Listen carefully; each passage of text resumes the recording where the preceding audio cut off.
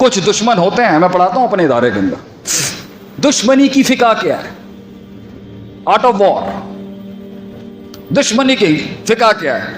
کچھ دشمن ایسے ہوتے ہیں جن سے بات کرنی پڑتی ہے اس انداز میں, وَإِذَا خَاطَبَهُمُ الْجَاهِلُونَ قَالُوا سَلَامًا, کیونکہ وہ اتنا ہی بے ڈھنگا, بد تہذیب, بد سلیقہ اور اتنا ہلکا ہے کہ اس سے لڑ کے اپنے اصول بھی ضائع ہوں گے اور اپنی بھی بربادی ہو جائے گی. اس لیے شریعت ترکہ ما لا یعنی کے مصداق میں وہاں مومن کو نہیں رکھتی جہاں فائدہ ہی نہیں ہے کوئی. دشمنیاں بھی مومن وہ لیتا ہے جہاں اگلے سے نچوڑ کے لے آئے کچھ, مگر ہر جگہ اتنی شرافت بھی نہیں چلتی. کہیں پر جزاء السیئۃ بمثلھا, جتنا اس نے کیا ہے اتنا دینا پڑتا ہے. کیسے پتا چلے گا یہ پڑھ کے؟ ہم میتھ, سائنس, فزکس اور عصری علوم کے خلاف تھوڑی ہیں, مگر بھیا یہ کہاں جائے گا؟ یہ جو یتیم ہو کے آج صرف مدرسے کی شان بنا ہوا, یہ کہاں جائے گا؟ ہاں اس کی وہ چوٹ نہیں ہے, وہ ڈانگ نہیں ہے, وہ بات نہیں. تو دوسرے بڑا مسئلہ, اگر کہیں بربادی ہو رہی ہے گھر میں, بیوی بچے, خاندان, علاقہ, برادری, صوبہ, آیا نہیں ہمیں صحیح طریقے سے کرنا, مجھ سمیت. اور تیسری, کچھ لوگ تزکیے میں بڑے نیک ہوتے ہیں مگر عالم نہیں ہوتے, اور ہر بندہ عالم ہے. وَفَوْقَ كُلِّ ذِي عِلْمٍ عَلِيمٌ, ہر علم والے کے اوپر ایک علم والا ہے. مگر وہ جو خاص بریڈ ہے نا, الراسخون فی العلم لیتفقہوا فی الدین, وہ بڑے سردار ہیں, وہ ادھر ہی رہیں گے. لیکن معاشرے کے ہر طبقے کو اللہ کہتا ہے کہ یہ علم کی وراثت اس کے پاس ہے, تو اپنے اثر رسوخ کے اندر اپنے علم کو اپلائی کرتا رہے.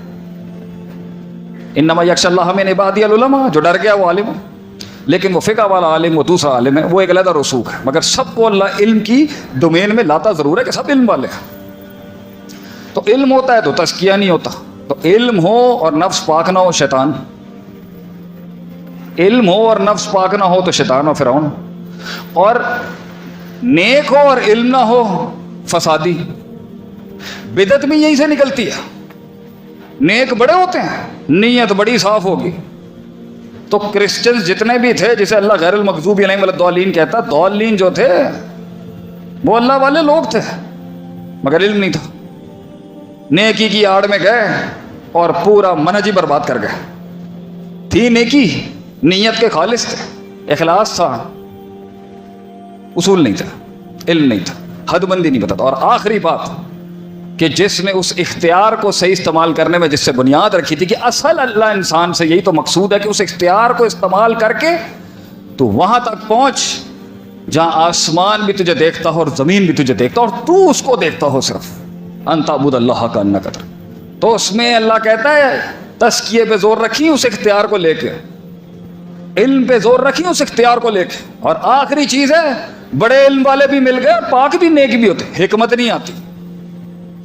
کہاں پر دلیل کیسے پیش کرنی ہے بڑا مسئلہ ہے, کہاں پر دلیل کیسے پیش کرنی ہے بڑا مسئلہ ہے, آیا ہی نہیں. تو اگر معاملے خراب ہو رہے ہیں تو شاید وہ دلیل حکمت کی وجہ سے خراب ہوگا. ہم مجمع کے اندر غلط بات کر گئے, میری غلطی. ہم نے علاقے اور لوگوں کی زبان کا لحاظ نہیں رکھا, ملوزے کھاتے نہیں رکھا, میری غلطی. ہم نے عمروں کا لحاظ نہیں رکھا, میری غلطی. ہم نے مزاجوں کا لحاظ نہیں رکھا, میری غلطی. ہم نے وقت کا لحاظ نہیں رکھا, میری غلطی. ہم نے لوگوں کی مختلف, صحیح بخاری کے اندر ہر قسم کے روزگار کا ذکر کیوں ہے؟ کیونکہ اسلام کو چھوڑتا ہی نہیں ہے نا. مجھے کسی نے ایک دفعہ کہا, شیخ صاحب مسلمان نا بڑا سیدھا ہوتا ہے. میں نے کہا کیا مطلب ہے آپ کا اس کا سیدھا ہوتا ہے؟ کہتے ہیں بڑا سیدھا ہوتا ہے. میں نے کہا سیدھا ہوتا ہے یا سادھو ہوتا ہے؟ سیدھا اور سادھو میں الف کا فرق ہے صرف. میں نے کہا مسلمان معصوم ہوتا ہے, اس کی روح بڑی معصوم ہوتی ہے. من جوہر واحد مرتین نہیں ہوتا وہ کہ ایک سوراخ سے 2 بار ڈسا جائے. بصیرت ہوتی ہے اس کے پاس, دیکھ رہا ہوتا ہے چیزوں کو, دور سے دیکھ رہا ہوتا ہے. یہ جملہ کہاں سے آیا, وہ جملہ کہاں سے آیا, یہ ہوائیں کہاں سے چل رہی ہیں, وہ ہوائیں کہاں سے چل رہی ہیں. راتوں کو کسی نے بھیجا نا فارس سے بھیجا کسی نے کہ بھائی یہ قوم تو رک ہی نہیں رہی, یہ تو قوم ہی نہیں رک رہی. اتنے چیلنجز کے بعد بھی چھوٹے سے یہ روم, یہ فارس, یہ مصر, یہ چھوٹے سے عرب, یہ تو رک ہی نہیں رہی. جا کے چیک کرو بھیا کون سا ایسا تلسماتی چراغ ہے ان کے پاس جو اتنا انقلاب آ رہا ہے ان کی زندگی. تو اس نے آخری میں جو فٹ نوٹ لکھ کے بھیجا نا فارس کے بادشاہ,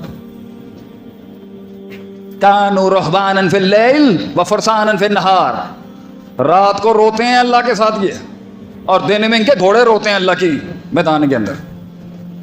یہ دو چیزیں تھیں جس کے تحت انہوں نے دنیا پہ غلبہ پا لیا۔ حکمت، دور کی سوچ۔ ابھی یہ نہیں بنتا، ابھی یہ بات نہیں بنتی۔ بیوی آ کے کہہ رہی ہے تمہاری ماں نے یہ کیا، اور وہ بیوی کیا جو یہ نہ بولے، وہ بیوی کیا جو یہ نہ بولے تمہاری ماں نے یہ کیا، اور وہ مائی کیا جو یہ نہ بولے پتر تیری ووٹی جڑی ہے گی نہ کر دی پئی۔ بے وقوف انسان اور تزکیہ اور علم کی کمی، اس کی سنے گا اس کو مارے گا، اس کی سنے گا اس کو مارے گا۔ اللہ تعالیٰ نے کیا فرمایا قرآن میں؟ کام چلائیں، کام چلاؤ۔ اس لیے شریعت کا یہ اصول ہے، ہر جملہ بولنے کا نہیں ہوتا، اور ہر سچ بھی بولنے کا نہیں۔ میں اقول قولا سدیدا کے خلاف بات نہیں کر رہا، میں اپنے نبی کی حکمتیں رکھ رہا ہوں۔ کتنی خاموشیاں اپنائی ہیں آپ صلی اللہ علیہ وسلم نے معاملے کو رفع دفع کرنے کے لیے۔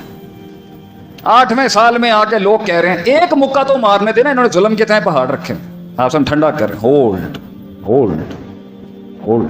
ابھی نہیں بنتا، ابھی نہیں بنتی لڑائی، مسائل ہے ابھی۔ مومن مسلمان حکیم لوگ ہوتے ہیں، جذباتی نہیں ہوتے۔ یہ جذبات ہر دفعہ نہیں دکھائے جا سکتے۔ کون چاہے گا میرے کان کٹ جائے، آنکھ کٹ جائے، اور بھیا یہ ایک خاص محل میں الفاظ ہیں، یہ صبح شام کیا یہی چل رہا ہوتا تھا؟ انہوں نے لوگوں کے کلیجوں میں راج کیا ہے، حکمت کے ساتھ، نیکی کے ساتھ، قرآن کے ساتھ، اصولوں کے ساتھ، علم کے ساتھ۔ تو اگر رستہ نہیں بن سکا، معذرت سے لوگوں کو اتنا کھڑا ہو کے سننے پڑا، سب سے میں معافی چاہتا ہوں اس چیز کی، لیکن بات مکمل کر کے ختم کرتا ہوں۔ یہاں پر میں نے ایک تحقیق لکھی ہے، اس دنیا میں تو کم پڑھائی ہے، اس دنیا میں زیادہ پڑھائی ہے، لیکن لاؤں گا یہاں پر کہ زمینی حقائق پر نبی کی جیت اور انقلاب کی وجہ کیا تھی۔ ذکر، اذکار، نماز، روزہ، تعلق باللہ، للہیت، ما فوق الفطرت تو بہت سٹرونگ ہے ہمارا، توحید، توکل، اعتماد۔ زمین پہ وہ کیا کرتے تھے جو 1 مہینے کی مسافت کے اوپر دشمن کے کلیجے پھٹ جاتے تھے کہ اب ان کی ٹیریٹری شروع ہو گئی؟ کیسے کیا انہوں نے؟ وہ تو 1 مہینے کی مسافت پہ ڈر جاتے تھے، یہاں تو برابر والا نہیں گھبراتا۔ اس کے اوپر انشاءاللہ کبھی تحقیق یا کورس کرائیں گے آپ کے علاقے کے اندر آ کے، کئی سونی بات میں جو غلطی تھی وہ میری تھی۔ اقول قولی ھذا استغفر اللہ لی ولسائر المسلمین، جزاک اللہ خیر۔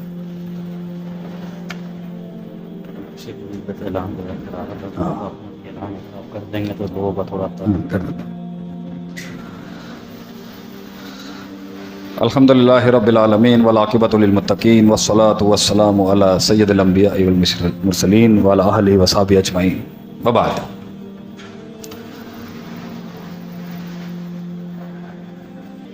کسی بھی سوچ کو، کسی بھی فلسفے کو جسم بننے میں صدیاں لگتی ہیں۔ کسی بھی ذرے کو پہاڑ کی پہلی سطح بننے میں صدیاں لگتی ہیں۔ کتنے ہی فلسفے ساحلوں پہ ہی فوت ہو جاتے ہیں، اور کاش اگر مگر چونکے چنانچے ڈھابوں پہ چائے کے بیٹھ گئی آج کل قوم کر رہی ہوتی ہے۔ بڑا مشکل ہوتا ہے کوئی چیز بنانا، پھر اس کو پچانا، پھر اس کی تعمیر میں اس معراج تک پہنچا۔ تو اگر کوئی چیز وجود میں آ جائے تو جن لوگوں نے اس کا ساتھ دیا ہوتا ہے نا، ان کا ساتھ دینا، وہ کہتے ہیں نا آج ہمیں سمجھ میں آتا ہے علامہ صاحب بہت سی باتیں کیوں نہیں کر کے گئے، کیونکہ آج ہم تحریک میں کھڑے ہوئے ہیں نا، ہمیں بھی پتہ ہے کہ ان کے ساتھ کیا ہوا ہے۔ اس لیے ہمیں خاموشیاں اختیار کرنی پڑتی ہے، کیونکہ ہم بتا نہیں سکتے کہ لیڈروں کا درد کیا ہوتا ہے۔ تو اگر کسی نے کوئی چیز کی بنیاد رکھی ہے نا، اور ہم اپنی زندگی کی ساری سہولتوں کو انجوائے کرتے ہوئے اپنے گھروں میں بیٹھ کے جمعہ یا 4-5 نمازوں میں آ جاتے ہیں، اللہ اس پر بھی جنت دے گا۔